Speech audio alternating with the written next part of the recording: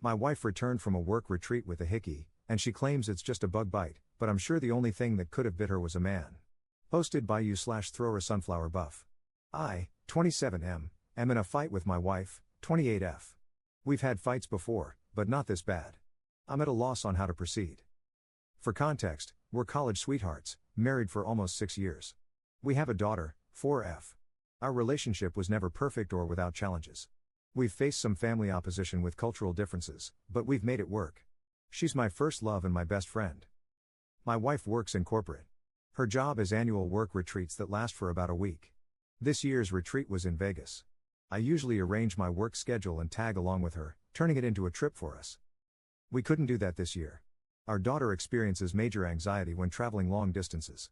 We're working on it, but she wasn't budging, and we decided to choose our battles. So, I stayed behind and held down the fort at home. The change of plans was disappointing because the trip was part of how we reconnected as both a couple and a family. My wife's work hours have taken a toll, and her work-life balance leaves much to be desired. We entertained the idea of her skipping the retreat. Attendance is optional, but it's generally frowned upon if you don't go, and my wife is making important connections in her field. Before she left, she started acting strange. We have a system for staying in contact whenever one of us is away for an extended period. For the first day or so, she was herself, but then she grew distant. I'd text her about important things and be left on read while she later claimed she never saw my messages.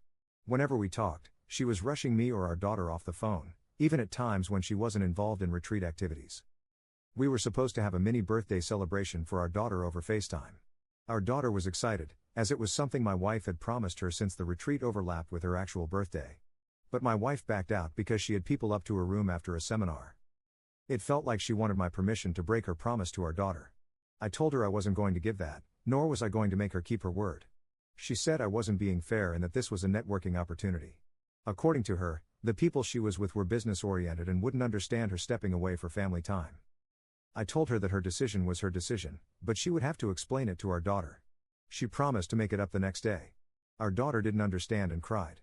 My wife ended up hanging up and leaving me to comfort our daughter alone. That whole incident rubbed me the wrong way. She didn't keep her word for the rain check either. Meanwhile, she was documenting the retreat on social media. One coworker, 23M, was in almost every picture and video, practically attached to her hip. In one picture, he had his arm too comfortably around her, in my opinion. He's a recent hire in my wife's department, and she was asked to oversee him. I don't like the guy. He doesn't know boundaries. Once, in response to a work assignment, he texted my wife that she was exactly the kind of woman he needed to keep him in check. My wife brushed it off.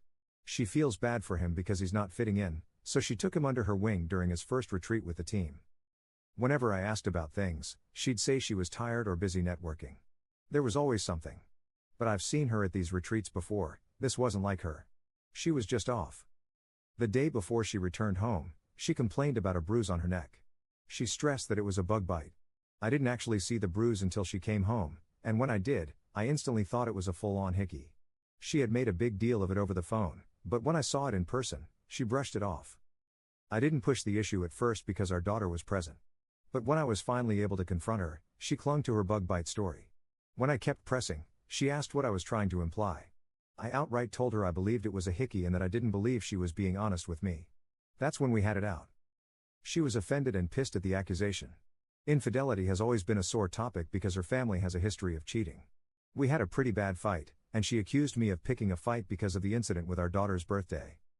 I told her it had nothing to do with that and everything to do with the Hickey on her neck. The fight ended in an impasse. We still haven't recovered.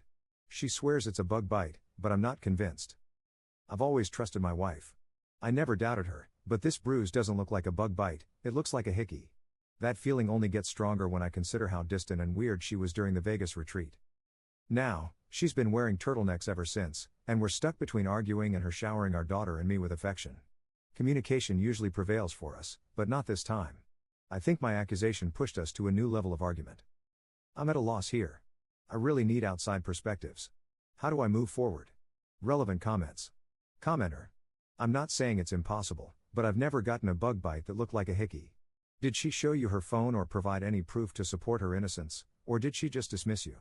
The extra affection is a common move from guilt-ridden cheaters. Even if we stretch the imagination and believe it is a bug bite, she wasn't acting trustworthy, nor was she a good mother while she was in Vegas, and she needs to address and correct that. Op's response. No, I haven't had access to her phone. We usually have an open phone policy, but it's not something we've ever really practiced. I'm sure it'll turn into another argument. Commenter 2. Why did you go on work trips with her in the past? Did she want you to, or did you not want her to go alone? What is the system when one of you is away, and why is it necessary? Whose idea was the FaceTime birthday celebration? Did she not talk to her daughter at all on her birthday, or could she just not do the FaceTime celebration? Op's response.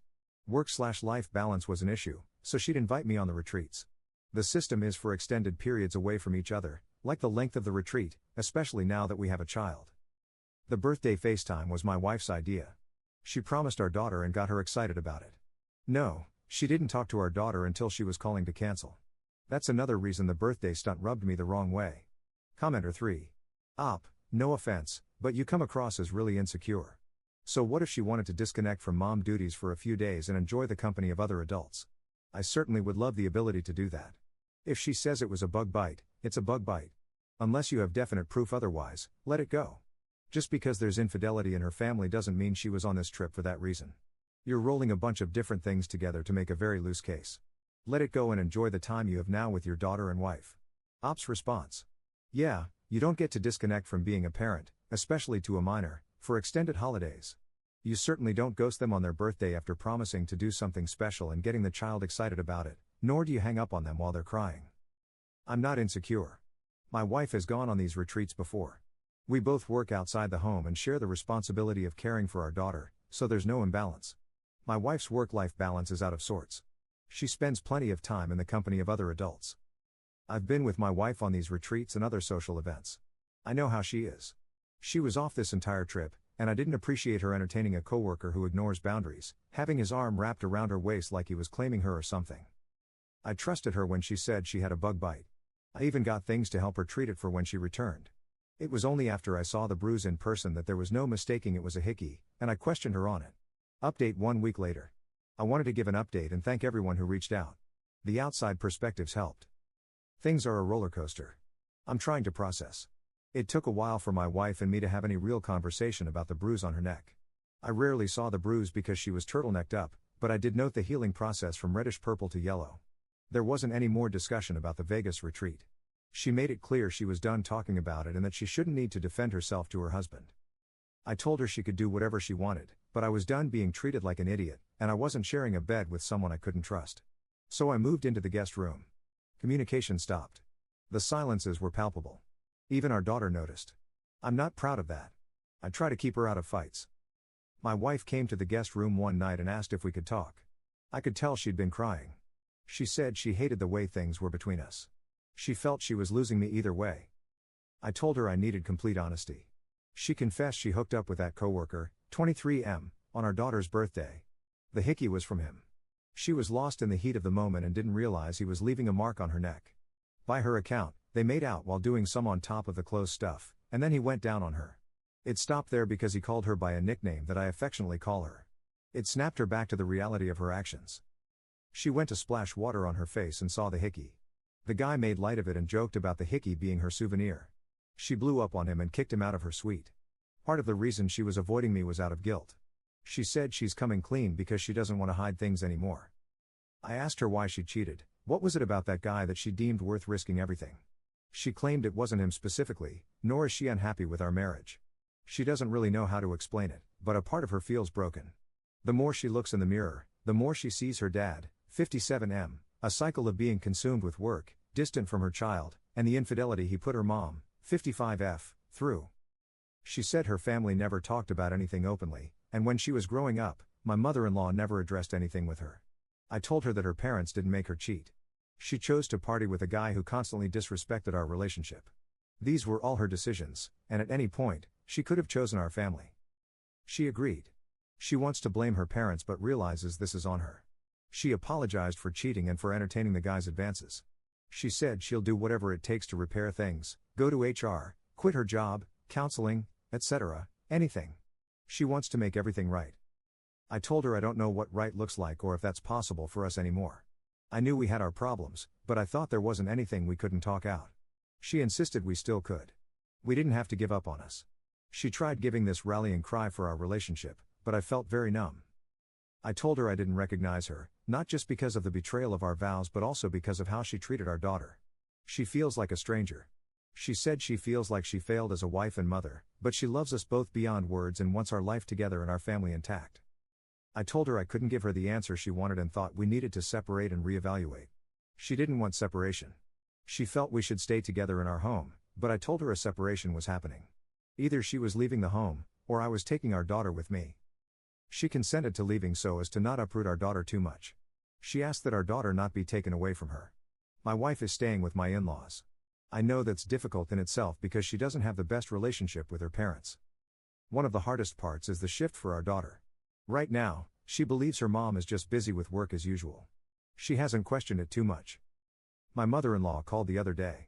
She made no excuses for my wife but is advocating for us to work through it. She told me about times when she heard my wife describe me as the anchor she always wanted. She believes there's something worth fighting for if I'm open.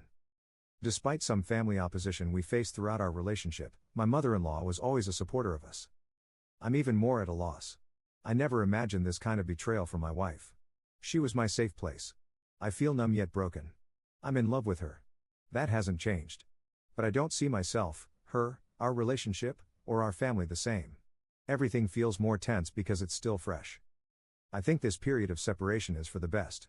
I'm not sure about divorce. I haven't let myself fully go there. I'm not set either way. I don't know where things go from here, but I'm focusing on our daughter and taking things one step at a time. I feel that's all I can do right now. Thanks again to everyone for the support. It's much appreciated. Relevant comments. Commenter. I have to say, if you think she didn't sleep with this man, you are naive. She saw she was losing you and knew she had to tell you something, but I don't think she gave you the full truth. Ask her if she's willing to take a polygraph test to prove she didn't do more. Ask her to let you go through her phone and read her messages. Tell her you've purchased an app that lets you recover deleted messages. These programs exist, but don't buy one, just bluff her. Tell her she has one last chance to come clean, and if you recover any messages that show she is still lying, then you are done. Another tactic you could try is having her text him right in front of you. Tell her to text him something like, "Can't wait to hook up again on the next work trip." If she refuses, it's because she is lying about what happened and knows his response will confirm it. If they truly did not sleep together and she did blow up at him and kick him out of her room, then he would probably respond to that message with confusion. If she has something to hide, she will likely confess. But even if she is telling the truth, it still shows no love or respect for you on her part. If you stay, I demand she sign a postnup guaranteeing you don't get screwed if you decide to divorce and/or if she cheats again, she will cheat again sooner or later. And if you stay, you should tell her she needs to quit and find a new job. In her new job, there can be no work trips. Oh, and she didn't come clean because she didn't want to hide things. I guarantee if you had dropped the subject, she would have as well. She came clean because she saw she was losing you and knew she had to say something. So this woman is still lying to you. If she really didn't want to hide things, she would have come clean from the beginning. Commenter 2. One question: how close was the colleague to her to know the nickname that you use? And why did she let him get this close to her, both literally and figuratively? Ops response: at the time, I knew they had a friendship. She was asked to mentor him as he joined her department, so she took him under her wing and was supposed to be showing him the ropes. They would text and stuff, and he would cross boundaries. His texts increasingly read like a guy fishing for an opportunity. My wife shut the idea down as not even a factor for her, and I chose to trust my wife because I never had a reason to doubt her before. As for the nickname, it was something only I called her, but it wasn't a secret or anything. I used it in front of others and our daughter. She claims the guy overheard me say it when she had me on speaker once, and he asked her about it afterward.